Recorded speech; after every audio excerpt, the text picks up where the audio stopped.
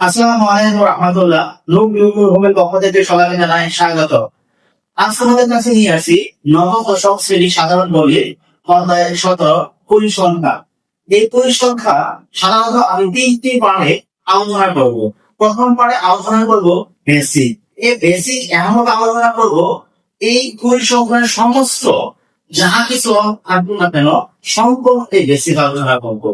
তারপর আলোচনা করবো এই অধ্যায়ে পরিসংখ্যান যে অধ্যায়টি আছে সমস্ত গণিত সমাধান করবো।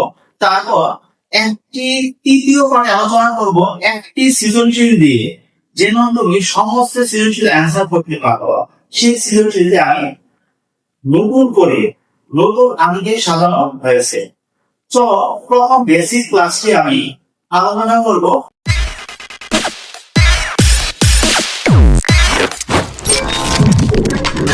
আমি এই বেসিক ক্লাসটি নিতেছি যেন ভিডিওটি না বড় হয়, তাই আমি আগেই লিখে রেখেছি। তোমরা মনোযোগ সহকারে এই ভিডিওটি দেখো এবং বেসিক ক্লাসটি এমনভাবে দেখো যেন এই অধ্যায়ে তোমাদের কোনো সমস্যা না হয়। যদি তোমাদের উদ্দীপক আসে এই শ্রেণীব্যক্তি আকারে, তাহলে এইখান থেকে কি কি প্রশ্ন আসতে পারে? পরিসংখ্যান কি? প্রচুরক শ্রেণী কোনটি আসতে পারে? পরিসর নির্ণয় করো। প্রচুরক শ্রেণীর মধ্যমান কত? অথবা আসতে পারে উদাহরণ সহ শ্রেণীব্যক্তির সংজ্ঞা দাও। উদাহরণ সহ কেন্দ্রীয় প্রবণতার সংজ্ঞা দাও।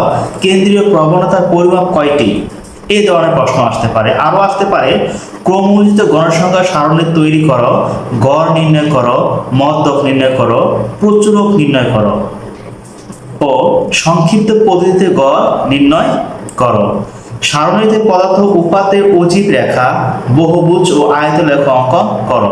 এই ধরনের প্রশ্ন আসতে পারে যদি তোমাদের এই ধরনের শ্রেণীব্যক্তি দেওয়া থাকে।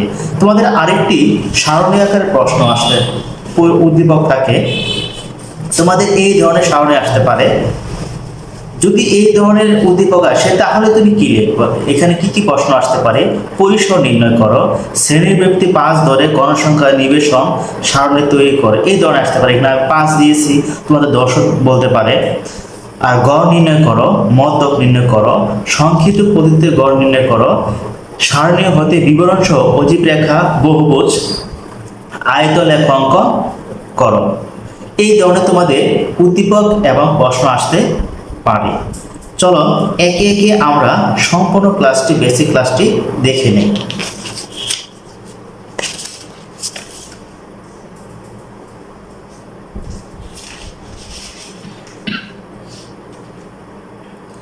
আমরা যে এই পরিসংখ্যান অধ্যায়টি করেছে যে গণিতবিদ, তার নাম যদি না জানি তাহলে এটা আমার মনে হয় পরিপূর্ণ হয় না। কে এটা আবিষ্কার করেছিল? তার আবিষ্কার হলো রোনাল্ড এলমার্ট ফিশার। পরিসংখ্যান জিনিসটা কি? সংখ্যা ভিত্তিক কোন ঘটনা বা তথ্যকে পরিসংখ্যান বলে। যেমন এইগুলো হলো তোমাকে সংখ্যা ভিত্তিক। আমি কি দিয়েছি? 10, 9, 2, 15, 5, 7, 18, 20, 40। এখানে তোমার সংখ্যা ভিত্তিক একটি ঘটনা বা তথ্যকে তোমার কি বলতে পারে কি? এখানে যে কোনো ঘটনা বা তথ্যকে পরিসংখ্যান বলা যেতে পারে। সেখানে তোমার হইতে পারে কারো বয়স বোঝাতে পারে, ক্লাসের রোল নং বোঝাতে পারে, ওজন বোঝাতে পারে, এই ধরনের আসতে পারে। তাহলে তথ্য জিনিসটা কি? আমি যে বললাম কোনো ঘটনা বা তথ্যকে পরিসংখ্যান বলে, তাহলে তথ্য জিনিসটা তোমাকে জানতে হবে। আমি আবারও বলছি, আমি আগে লিখে রেখেছি যেন ভিডিওটি অনেক বড় না হয়, তাই আমি আগে লিখেছি যেন তোমাদের মনোযোগ হয় এবং অল্প শর্ট সময় তুমি যেন বুঝতে পারো। তথ্য কোন ঘটনা বা বিশেষ বর্ণনাকে তথ্য বলে। এখানে যে সংখ্যাগুলো দিয়েছি কোন ঘটনা বা বিশেষ বর্ণনাকে বলছি কি এখানে তথ্য বলা হয়। এখন এখানে তোমাকে প্রশ্ন করা হয় তোমাদের বাসায় কে কে আছে? তুমি অবশ্যই বলবা বাবা, মা, ভাই, বোন, চাচা, দোলাভাই ইত্যাদি থাকতে পারে। তাহলে এই যে বাবা, মা, ভাই, বোন, এটি কি তোমাদের পরিসংখ্যানের ভাষায় কি তথ্য বলা যাবে? তাহলে দেখো তো উপরে তথ্যটি কি পরিসংখ্যান হবে? উত্তর কি দিছি? না। কেন? এখানে সংখ্যা দেওয়া নেই। এখানে আছে বাবা, মা, ভাই, বোন, চাচা, দোলাভাই, এখানে কোনো সংখ্যা ভিত্তিক নেই। তাই এই তথ্যটির পরিসংখ্যান উপরে এই তথ্যটি আমরা তথ্য বুঝতে পারলাম। তাহলে উপাত্ত জিনিসটা কি? পরিসংখ্যানের এক একটি সংখ্যাকে উপাত্ত বলে। যেমন সম্পূর্ণ এটি একটি কি আমাদের যে একত্রে বলা হয় তাহলে কি তথ্য বলা হয়, কিন্তু তথ্যের এক একটি উপাত্তকে কি বলা হয়? পরিসংখ্যান বলা হয়। যদি তো এখানে আমি বলি তাহলে 15 একটি কি উপাত্ত, 7 একটি কি উপাত্ত, 5 উপাত্ত, 9 উপাত্ত, এখানে যদি বলো 20 সেটিও একটি কি উপাত্ত। তথ্যের এক একটি সংখ্যাকে, তথ্যের এক একটি সদস্যকে কি বলা হয়? উপাত্ত বলা হয়। তাহলে এটা একটা সংখ্যা বৃদ্ধি, তাহলে এটা একটি উপাত্ত, এটা উপাত্ত, এটাও একটি উপাত্ত, এটা একটা উপাত্ত, 10 একটি উপাত্ত এবং 18 একটি উপাত্ত। সমষ্টিকে একত্রে বলা হয় কি? তথ্য। তথ্যের এক একটি উপাদানকে সংখ্যাকে বলা হয় উপাত্ত। তাহলে এখানে উপাত্ত মোট কয়টি? 7টি। আর মনে রাখবে উপাত্তকে n দ্বারা প্রকাশ করা হয়। এখানে n, তার উপাত্তের কি দ্বারা প্রকাশ করা হয়? n দ্বারা প্রকাশ করা হয়। তাহলে এখানে n সমান সমান 7, তার টোটাল উপাত্ত হয়েছে আমার 7। এখন তার প্রকার ভেদ কত প্রকার? 5 প্রকার। উপাত্ত কত প্রকার? 5 প্রকার। প্রাথমিক উপাত্ত, মাধ্যমিক উপাত্ত, বিন্যস্ত উপাত্ত, অবিন্যস্ত উপাত্ত এবং শ্রেণীব্যক্তি উপাত্ত, যাকে বলা হয় শ্রেণীবিন্যস্ত উপাত্ত। প্রাথমিক উপাত্ত জিনিসটা কি দেখে নে। যে উপাত্ত সরাসরি উৎস থেকে সংগৃহীত হয় তাকে প্রাথমিক উপাত্ত বলে। যেমন এটি আমি কি সরাসরি দেখতে পাচ্ছি অবশ্যই, কি এখানে আছে 10, 9, 2, 5, 18, 20, 24, 30, 25, 35 এবং 40। এটি আমি সরাসরি এখান থেকে পাচ্ছি, তাহলে এটি হলো আমার প্রাথমিক উপাত্ত। এখন দিয়েছি দেখো মাধ্যমিক উপাত্ত। তাহলে মাধ্যমিক উপাত্ত কোনটি? যে উপাত্ত পরোক্ষ উৎস থেকে সংগৃহীত হয় তাকে মাধ্যমিক উপাত্ত বলে। যেমন আবহাওয়া অফিস থেকে প্রাপ্ত উপাত্ত। আমি কোনো যে তথ্য নিতে চাই আবহাওয়া অফিসে কালকে ঝড় বৃষ্টি হবে কিনা, আমি কারো মাধ্যমে পাচ্ছি। কার মাধ্যমে পাচ্ছি? আবহাওয়া অফিসের মাধ্যমে পাচ্ছি। যেমন নিউজ পেপার থেকে প্রাপ্ত উপাত্ত, এটা আমি দেখতে পাচ্ছি। টেলিভিশন থেকে প্রাপ্ত উপাত্ত, টেলিভিশন থেকে যে কোনো তথ্য খবর যদি পাই সেটি হলো আমার কার মাধ্যমে পাচ্ছি? টেলিভিশনের মাধ্যমে পাচ্ছি। এটি হলো আমার মাধ্যমিক উপাত্ত।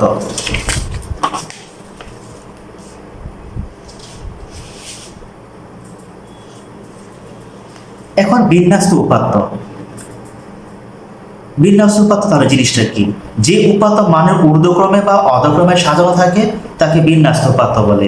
যদি ঊর্ধ্বক্রমে সাজানো হয়, দেখো এখানে 5, 7, 10, 12, 15, 20, 25, 27 এবং 30 ঊর্ধ্বক্রমে হচ্ছে। অথবা যদি বলি 1, 2, 3, 4, 5, 6, 7, 8, 9, 10 এভাবে উপর দিকে অর্থাৎ ঊর্ধ্বক্রমে যেভাবে যাবে সেভাবে লিখতে পারো, সাজানো হতে পারে, অথবা অধক্রমে হতে পারে। যেমন দেখো 30, 27, 25, 20, 15, 12, 10, 7, 5 মানে কমে আসতেছে। এইভাবে যদি সাজানো থাকে হয় ঊর্ধ্বক্রমে না হয় অধক্রমে, সেটি হবে তোমার বিন্যস্ত উপাত্ত। এখন দেখিনি অবিন্যস্ত উপাত্ত জিনিসটা কি? যে উপাত্তগুলো সাজানো থাকে না তাকে অবিন্যস্ত উপাত্ত বলে। দেখো তো এখানে 10 আছে, 5, তার 15 এলোমেলো ভাবে আছে, 18, 20, তার 17, 25, 30 যেগুলো তোমার উপাত্ত থাকবে এলোমেলো ভাবে দেওয়া থাকবে, সাজানো থাকবে না, তাদেরকে বলা হয় অবিন্যস্ত উপাত্ত। এখন শ্রেণীবিন্যস্ত উপাত্ত জিনিসটা কি? উপাত্তগুলোকে নির্দিষ্ট ব্যবধানে ঊর্ধ্বক্রমে শ্রেণীভুক্ত করে গণসংখ্যা সারণীতে উপস্থাপন করলে তাকে শ্রেণীবিন্যস্ত উপাত্ত বলে। তোমরা এই সংজ্ঞাগুলো পড়ে নিবে, কেন তোমাদের শর্ট প্রশ্ন আসতে পারে। দেখো শ্রেণীবিন্যাস, দেখো এখানে কি আছে? 31 থেকে 40, 41 থেকে 50, 51 থেকে 60, 61 থেকে 70, এইভাবে তোমাদের কি আছে সর্বশেষ 81 থেকে 90। এগুলো হলো তোমার কি শ্রেণীবিন্যস্ত উপাত্ত, তার গণসংখ্যা শেষ নিচে দেওয়া আছে। যদি এই ধরনের তোমার শ্রেণীব্যক্তি দেওয়া থাকে তাহলে সেটার নাম হবে শ্রেণীবিন্যস্ত উপাত্ত। চলো এখন দেখি চলক। চলক জিনিসটা কি? উপাত্তের ব্যবহৃত সংখ্যা সমূহকে চলক বলে। এই উপাত্তে যে ব্যবহার করা হয়েছে এই সংখ্যাগুলো, এদেরকে বলা হয় কি চলক। চলক তার কয় প্রকার? 2 প্রকার। একটি হলো বিচ্ছিন্ন চলক, আরেকটি হলো কি অবিচ্ছিন্ন চলক। তোমাকে বিচ্ছিন্ন অবিচ্ছিন্ন চলকগুলো ভালোভাবে বুঝতে হবে।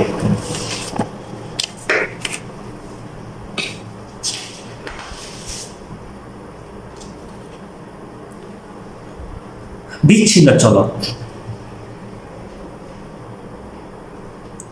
বিচ্ছিন্ন চলক জিনিসটা কি?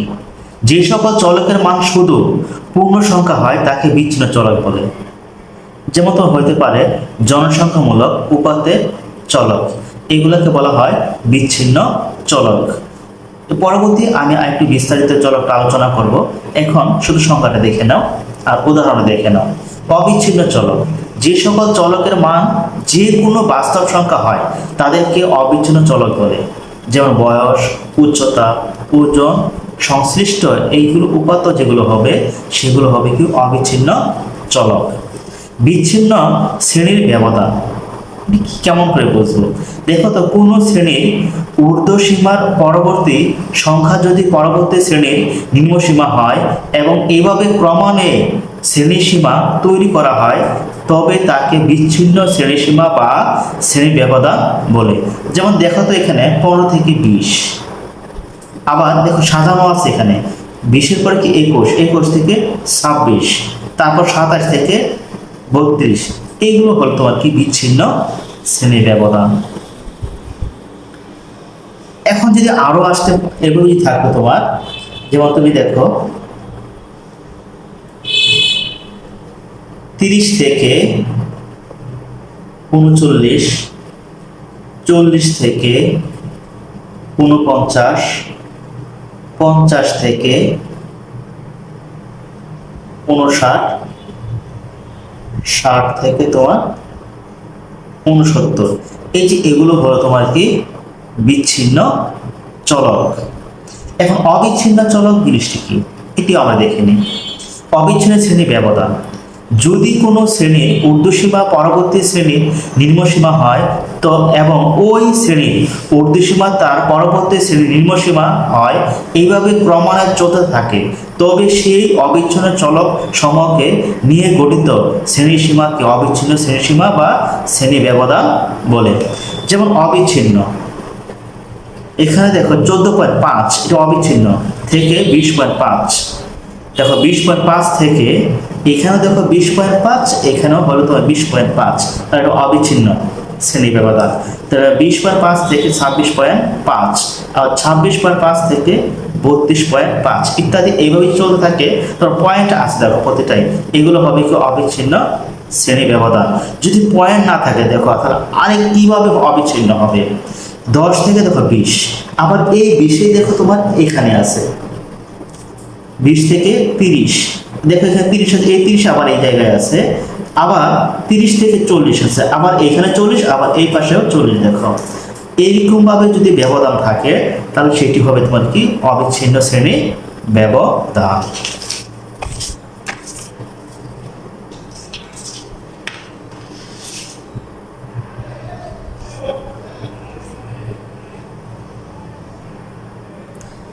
দেখো শ্রেণী ব্যক্তি বা শ্রেণীসীমা বা শ্রেণী ব্যবধান, যে কোনো শ্রেণীর উচ্চসীমা এবং নিম্নসীমার ব্যবধানে হলো শ্রেণী ব্যক্তি বা শ্রেণীসীমা বা শ্রেণী ব্যবধান। যেমন দেখো 6 থেকে 10 এই একটি শ্রেণী, এর ব্যবধান হবে তোমার 5। প্রকারভেদ কত প্রকার? 2 প্রকার। একটি বিচ্ছিন্ন শ্রেণী সীমা, এর ব্যবধান হবে শ্রেণী ব্যবধান শ্রেণীর সর্বোচ্চ মান মাইনাস শ্রেণীর সর্বনিম্ন মান, তার সাথে যোগ হবে 1। কি বললাম? শ্রেণীর সর্বোচ্চ মান মাইনাস শ্রেণীর সর্বনিম্ন মান, তার সাথে যুক্ত হবে যোগ হবে 1। এটি হলো তোমার বিচ্ছিন্ন শ্রেণীসীমা, তার ব্যবধান। অবিচ্ছিন্ন শ্রেণীর ব্যবধান কেমন হবে? দেখো এখানে শ্রেণী ব্যবধান হবে তোমার শ্রেণীর সর্বোচ্চ মান মাইনাস শ্রেণীর সর্বনিম্ন মান, এটি হলো তোমার অবিচ্ছিন্ন শ্রেণী সীমা। এখানে একটু বিস্তারিত দেখো তুমি শ্রেণী ব্যক্তি বা শ্রেণী ব্যবধান। বিচ্ছিন্ন শ্রেণী সীমা কি?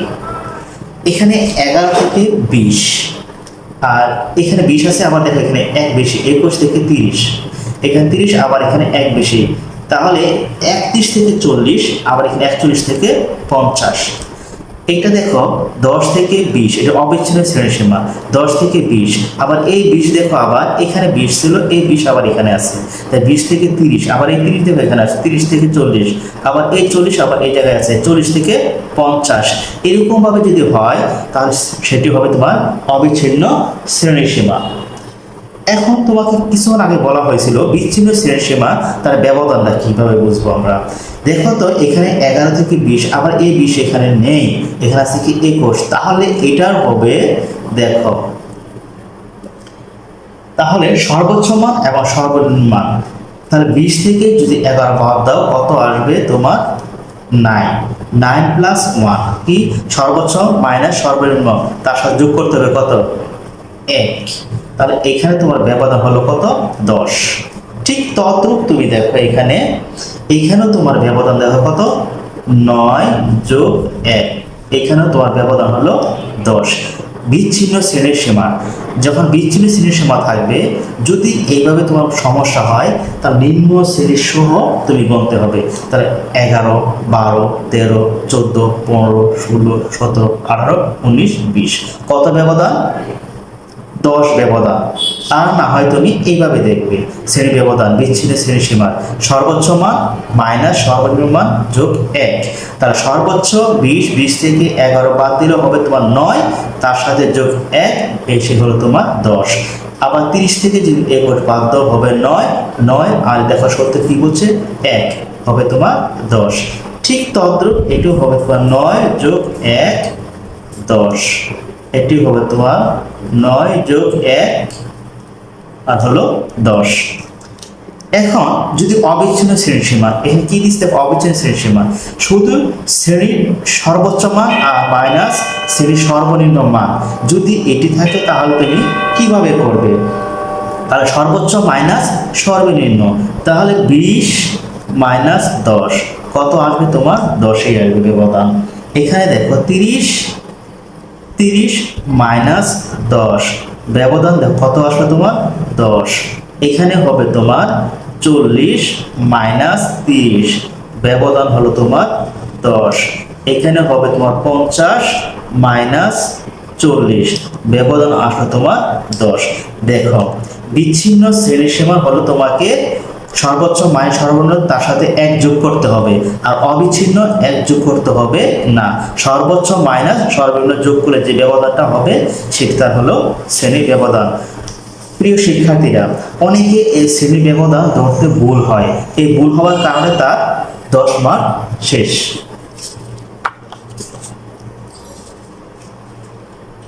তোমরা অবশ্যই তোমরা এই শ্রেণী ব্যবধানটি ভালোভাবে বুঝে, আমার মনে হয় ভালোভাবে বুঝে নিয়েছো, আর এই শ্রেণী ব্যবধানটা তোমরা ভালোভাবে শিখে নিও, বারবার পরে ভিডিও দেখে শিখে নিবা, তাহলে তোমার আর শ্রেণী ব্যবধান সমস্যা হবে না। যদি দেখো যদি একটু শ্রেণী ব্যবধান সমস্যা হয় তাহলে তোমার 10 মার্ক এখানে শেষ হয়ে যাবে এই পরিসংখ্যান থেকে। দেখিনি কেন্দ্রীয় প্রবণতা, উপাত্ত সময়ের কেন্দ্রীয় মানের দিকে পুঞ্জীবিত হওয়ার প্রবণতাকে কেন্দ্রীয় প্রবণতা বলে। যেমন তুমি দেখো আমি এগুলো আগে লিখে রেখেছি যেন ভিডিওটি যেন না বড় হয়। দেখো তো এখানে 81, 86, 89, 82 এবং 83 এটি বিন্যাস আকার সাজিয়ে পাই 81, 82, 83, 86 এবং 89, তাহলে তার কেন্দ্রীয় প্রবণতা কত হবে দেখো তো, এখানে এই পাশে 2 এই পাশে 2 ভাগ দাও, ঠিক মাঝে কি আছে তোমার 83 আছে, এই 83 হবে তার কি কেন্দ্রীয় প্রবণতা, এটি হবে তার কেন্দ্রীয় প্রবণতা।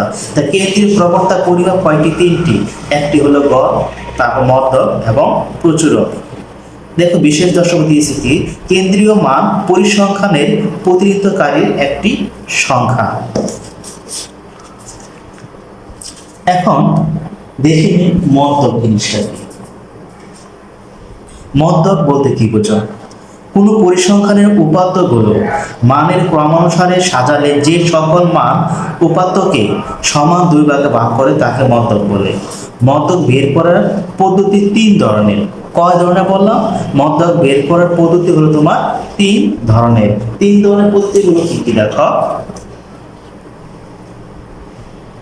মধ্যক যদি বেজোড় হলে মধ্যক হবে n+1/2 এতম পদের মান, আর মধ্যক 2 নম্বরে দিয়েছি যদি জোড় হলে মধ্যক হবে n/2 তম পদ প্লাস n/2 + 1 তম পদ ডিভাইড বাই টু।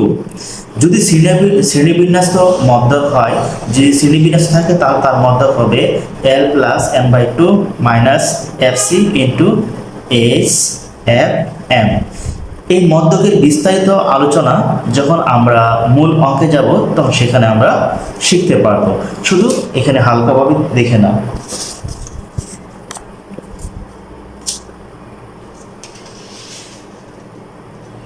দেখো মধ্যক এখানে আমি আগে লিখে রেখেছি, যেন তোমাদের ভিডিওটা, আমি বারবার বলতেছি ভিডিও যেন না বড় হয়, তাই আমি লিখে রেখেছি। দেখো বিন্যাস্ত নয় এমন উপাত্তের ক্ষেত্রে মধ্যক হবে। এগুলো কিন্তু আমার বিন্যাস্ত নয়। দেখো তো কি আছে, 18, 7, 25, 11, 31, এগুলো বিন্যাস্ত নয়। এই উপাত্ত সমূহকে ক্রমশ সাজাইতে হবে আমার। তাহলে সাজিয়ে পাই এখানে 7, 11, 18, 25, 31। তাহলে এখানে n কয়টা, উপাত্ত কয়টা আছে? 1, 2, 3, 4, 5, টোটাল 5। তাহলে জোড় না বেজোড়? অবশ্যই এটি হলো আমার বেজোড় সংখ্যা। যদি বেজোড় হয় তাহলে মধ্যক হবে n প্লাস 1/2 তম পদ। তাহলে এখানে আমার n এর মান কত? 5 আর 1 প্লাস 1, তার সাথে ভাগ 2 হবে। 5 আর 1 6, আবার 2, আবার 3 দুগুণা 6, 3তম পদ। তার 3তম পদের মান কত দেখো তো? এই 18। 1, 2, 3, দেখো কত হলো এটা? 18।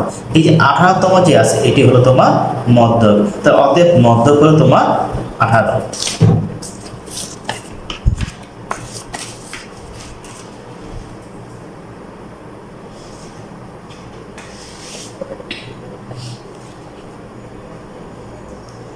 দেখো আরেকটি এখানে আমি দিয়েছি, এখানে তোমার কিছু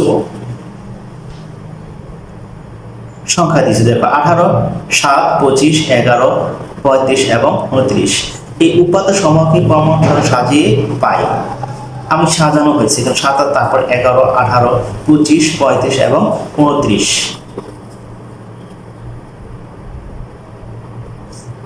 এই 29 হবে এই জায়গায় হবে, আর 35 হবে তোমার এখানে হবে। এটা হলো 35। তাহলে এখানে কি হবে তোমার? এখানে এটা হলো তোমার জোড় সংখ্যা, জোড় সংখ্যা হবে এটি। তাহলে এখানে 6 হলো তোমার কি? জোড় সংখ্যা। তাহলে তার ক্ষেত্রে মধ্য কি হবে? n/2 তম পদ প্লাস n/2 প্লাস 1 তম পদ বা 2। 6/2 প্লাস 6/2 প্লাস 1। দেখো এখানে 3 দুগুণা 6, আর 3 দুগুণা 6, 3 আর 1 4। তাহলে এখন দেখো 3তম পদের মান কত? 1, 2, এটা 3। এটা 3তম পদের মান কত হলো তোমার? 18। 4তম পদের মান কত তোমার? 25। তাহলে 18 আর 25 যোগ করে 2 দিয়ে ভাগ করো, যদি ডিভাইডেড করো তাহলে আসবে তোমার 21.5। এগুলো তোমার জোড় সংখ্যা যদি মধ্যক থাকে এই ধরনের তোমার করতে হবে।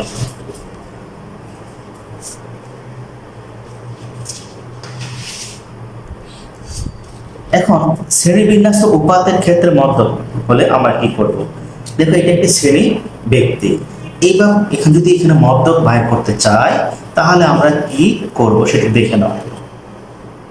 মধ্যক নির্ণয়ের জন্য গণসংখ্যা নিবেশন সারণী লিখতে হবে। তারপর শ্রেণী ব্যক্তি তোমার এবার শ্রেণী ব্যক্তি হবে কত ছিল এখানে? 30 থেকে 35, 30 থেকে 35, 36 থেকে 41, 36 থেকে 41, যা আছে এখানে তা লিখে দিব। আবার এখানে গণসংখ্যা কত? 3, তারপর 10, 18, 25, 8 এবং 6। টোটাল তুমি যদি যোগ করা হয় তাহলে 70। ক্রমজিত গণসংখ্যা 3, 3, 10 আর 3 যোগ করলে কত আসবে তোমার? 13। আবার 18, 13 যোগ করলে আসবে তোমার 31। 31 আর 25 যোগ করলে আসবে তোমার 56। 56 আর 8 যোগ করলে আসবে তোমার 64। 64 আর 6 যোগ করলে তোমার আসবে কত? 70। অর্থাৎ এইটা তোমার কি করতে হবে? যোগ করতে হবে। তাহলে এখানে 3 3 দিয়ে দিচ্ছ তুমি, এই 3 এর সাথে 10 যোগ, যে উত্তর আসবে, যেমন 13 আসলো, 13 সাথে আবার এটা কি হবে? যোগ হবে। আবার যোগ করার পর এই যে উত্তরটা তার সাথে আবার এটা যোগ হবে। এইভাবে আমার এই মানটা ক্রমজ গণসংখ্যার মান বের করতে হয়। দেখো এখানে n এর মান টোটাল কত আসলো আমার? 70। তাহলে এখানে n 70, তাহলে 2 দিয়ে ভাগ করলে আসবে তোমার 35। তাহলে অতএব মধ্যক 35 নম্বর পদের পদ যার অবস্থান হবে কোন শ্রেণীতে হবে, দেখো তো 35 কোথায় আছে, সবচেয়ে বড় সংখ্যা হলো তোমার এখানে 25। যদি 25 সবচেয়ে বড় সংখ্যা হয় তাহলে এখানে 35 এর যখন এখানে কোথাও এগুলো ছোট সংখ্যা, তাহলে বড় সংখ্যা কি আছে আমার এখানে 25 আছে, তাহলে 25 তমের এই যে এই পাশের যে মানটা হবে এটাই হবে তার মধ্যকের শ্রেণীর অবস্থান।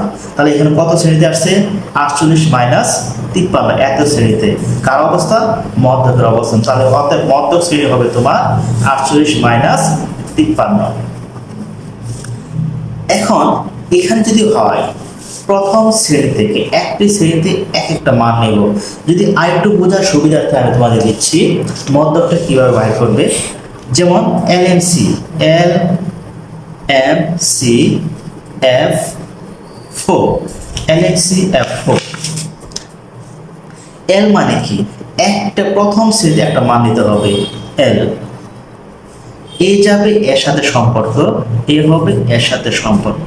দেখো এ যাবে এর সাথে সম্পর্ক, এ হবে এর সাথে সম্পর্ক। তাহলে সূত্রটা আমার কি হচ্ছে দেখো, m/2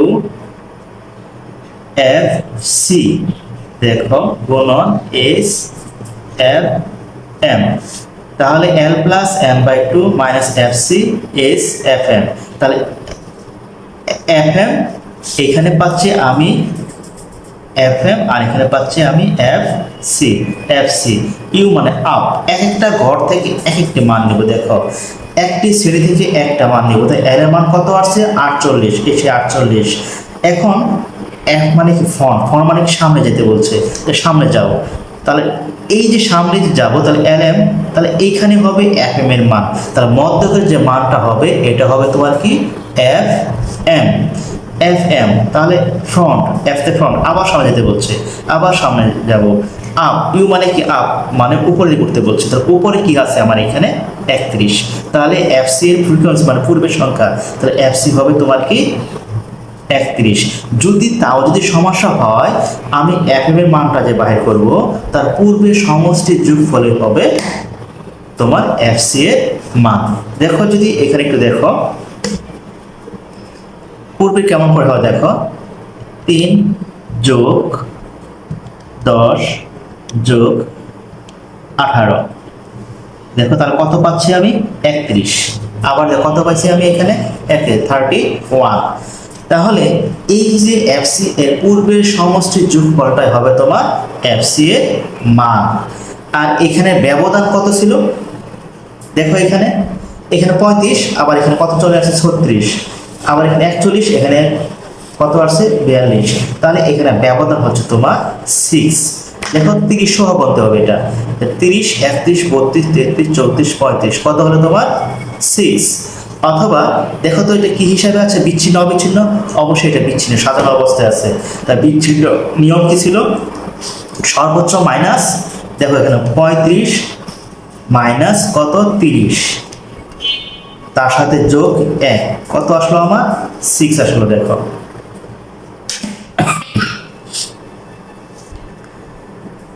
এখানে হলো, দেখো তাহলে দেখে নিই আমরা L প্লাস সূত্রটা দিয়ে দিচ্ছি এখানে। তাহলে L এর মান কত 48, আর টোটাল N এর মান কত ছিল 70/2 মাইনাস FC তোমার কত ছিল 31, এই যে ফ্রিকোয়েন্সি 31, তারপর ব্যবধান তোমার 6 আর FM তোমার কত ছিল 25। এর ক্যালকুলেশন করার পর সব মান দিয়ে ক্যালকুলেশন করার পর দেখো উত্তর তোমার কত আসবে 48.96, তার নির্ণয় মধ্যক 48.96। এখন আমি এগুলো আগেই লিখে রাখছি, আমি বারবার বলতেছি ভিডিওটি যেন বড় না হয়, আর বেসিক শর্টকাটে দিতে গিয়ে লিখতে হচ্ছে। আর যদি এখানে আমি লিখে লিখে বোঝানো হয় তাহলে ভিডিওটি অনেক বড় হয়ে যাবে, তাই আমি আগেই লিখে রাখছি। আর পরবর্তী যে অঙ্কগুলো করব আমরা সেখানে বিস্তারিত শিখব এবং অঙ্কগুলো করে তোমাদেরকে বোঝাবো।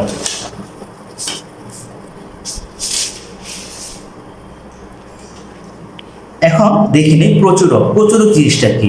কোনো উপাত্তের যে সংখ্যা সর্বাধিক বার থাকে সেটি হলো প্রচুরক।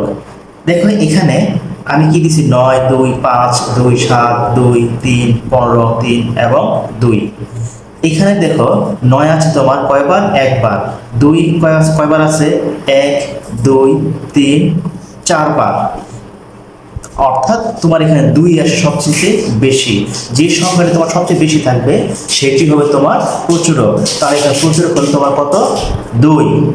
প্রচুরক পদ্ধতি 2 ধরনের হয়।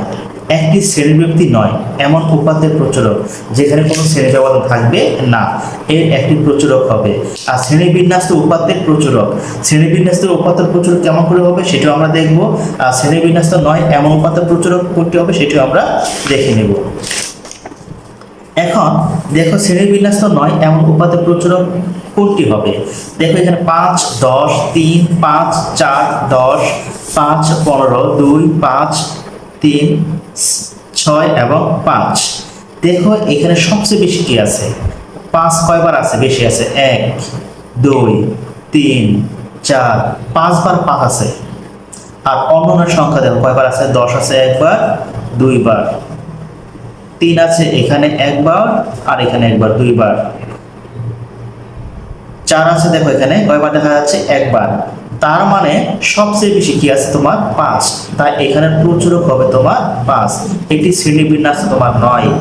তাই যদি শ্রেণীবিন্যাস 9 তাহলে এইরকম যদি থাকে তোমার শ্রেণী সারণী, তাহলে যে সংখ্যাটা যে সবচেয়ে বেশি থাকবে সেটি হবে তোমার প্রচুরক। এখন শ্রেণীবিন্যাস উপাত্তের প্রচুরক কোনটি হবে? দেখো এটি শ্রেণী ব্যক্তি, এটি হলো তোমার শ্রেণী ব্যক্তি। শ্রেণী বিন্যাস এর উপাত্তের প্রচুরক। দেখো শ্রেণী বিন্যাস কেমন করে বুঝবা? 31, 40, এখানে 41 থেকে 50, এখানে 51 থেকে 60। এটি হলো তোমার শ্রেণী ব্যক্তি। শ্রেণী ব্যক্তির উপাত্তের প্রচুরক আমরা কিভাবে নির্ণয় করব? যে সংখ্যা সবচেয়ে বড়, যেমন এখানে কি বড় আছে? এখানে 12। সবচেয়ে বড় কি আছে? তোমার 12। তাহলে এখানে সর্বাধিক বার 12 আছে। তাহলে এটা শ্রেণী হবে তোমার কোন শ্রেণীতে? 61 মাইনাস 70 এই শ্রেণীতে। তাহলে এখানে তোমার প্রচুরকটা কি আছে? এই শ্রেণীতে আছে। তাহলে প্রচুরক শ্রেণী হলো তোমার 61 মাইনাস 70। তাহলে এখানে এল এর মান তুমি ধরবা এক একটা শ্রেণী, এখানে কি নিম্ন মান কত আছে? 61। তাহলে এল এর মান হবে তোমার 61। আর F1 সূত্র দেখো L প্লাস F1, তাহলে F1 plus F2 into S। তাহলে F1 কোনটা হবে? এই যে 12 থেকে তুমি যদি 8 বাতিল করো, 12 থেকে কত বলছি তোমাকে? 8 বাতিল করতে বলছি। যদি 8 তুমি এখানে বাতিল করো তাহলে সেখানে তুমি পাবা, দেখো 12 মাইনাস কত আছে? 8। তাহলে তুমি এখানে কত পাচ্ছ? 4। 12 থেকে 8 বাতিল করলে তুমি সেখানে পাচ্ছ কত? 4। তাহলে এই 4 হবে তোমার F1। তাহলে F1 হবে তোমার কত? 4। এখন F2 কিভাবে নির্ণয় করব? 12 থেকে এখানে কত আছে? 9। তাহলে 12 থেকে তোমার 9 বাতিল করতে হবে, যেটা পাবা সেটা হবে তোমার F2 এর মান। তাহলে এখানে 12 মাইনাস 9, তাহলে এটি বিয়োগ করলে তোমার কত আসবে? 3। বিয়োগ করলে তোমার কত আসবে? 3। এটি হবে তোমার কি? F2 এর মান। এখন তুমি দেখো তার মানে এখানে প্রথমে যে মান বাদ দিবা এটি হবে F1। 12 থেকে 8 বাদ দিলে হবে F1। এরপরে যেটা আছে 12 থেকে 9 বাদ দিলে হবে তোমার F2 এর মান। আর এখানে ব্যবধান কত আছে? 10। দেখো এটা বিচ্ছিন্ন চলক অবশ্যই। 40, এখানে 41 থেকে 50, আবার এখানে 20, 51। তার মানে এটি কি করতে হবে? এই যে নিম্ন মান সহ আমাকে গুনতে হবে, অথবা সর্বোচ্চ মাইনাস সর্বনিম্ন যোগ 1 দিয়ে তোমার ব্যবধান আসবে কত? 10। এস এর মান হলো 10।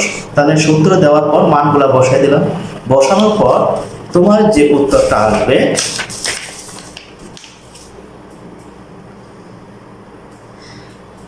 দেখো এখানে 10 আর 40 যোগ করলে কত? 4.40, আর 7 দিয়ে ভাগ দিবা তুমি। তারপর তুমি কি করবে? কি ভাগার পর এখানে 61 যোগ করা কত আসছে তোমার? 60.7। তা নিম্ন প্রচুরক তোমার 60.7।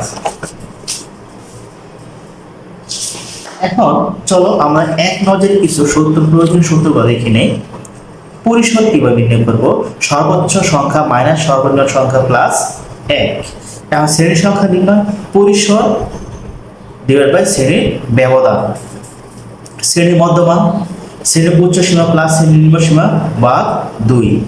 এখন সাধারণ গড় যদি বলে তাহলে x1 plus x2 plus x3 dot dot dot xn বা n, অর্থাৎ উপরে সমষ্টির যোগফল তার সাথে উপাত্তের সংখ্যাটি হবে, তা দ্বারা তোমার কি করতে হবে? ভাগ দিতে হবে, সেটি তুমি সাধারণ গড় পাবা। সাধারণ শ্রেণী ব্যক্তি উপাত্তের গড় যদি থাকে তাহলে কিভাবে করবা? সেই সূত্রটি হবে তোমার summation fi minus fi xi ভাগ n। যদি সাধারণ শ্রেণী ব্যক্তি উপাত্তের গড় থাকে তার ক্ষেত্রে কি করবা? সামেশন fi xi ভাগ n। আর সংক্ষিপ্ত পদ্ধতির গড় হলো a plus summation fi ui ভাগ n ইন্টু s। আর ধাপ বিচ্যুতি হবে ui xi মাইনাস a মান তারপর ডিভাইড বাই h। মধ্যক যদি বেজোড় হলে n প্লাস 1 বা 2 এত পদ, যদি মধ্যক n জোড় হলে তাহলে n বা 2 তম পদ প্লাস n বা 2 প্লাস 1 তম পদ ডিভাইড বাই 2। শ্রেণী বিন্যস্ত হলে তার মধ্যক হবে l plus n by 2 minus fc into s by fm। যদি প্রচুরকের সূত্র হয় তার প্রচুরক হবে কি l প্লাস f1 বা f1 plus f into s। এই হলো তোমাদের আজকের শর্টকাটে, আমি যতদূর সম্ভব তোমাদের বোঝানোর জন্য শর্টকাটে তোমাদের বেসিক ক্লাসটি দিয়েছি। তোমরা বারবার এই বেসিক ক্লাসটি দেখবা, দেখার পর এগুলো বিস্তারিত আমরা যে মূল বইয়ে যে গণিত করব সেখানে আমরা শিখে যাব এর সম্পূর্ণ প্রয়োগ। এই প্রয়োগগুলো যদি এখানে সম্পূর্ণভাবে দেখানো হয় তাহলে বেসিক ক্লাসটি অনেক বড় হয়ে যাবে। ভিডিওটি দেখার জন্য ধন্যবাদ সবাইকে। আসসালামু আলাইকুম রহমতুল্লাহ ওয়া বারাকাতুহু।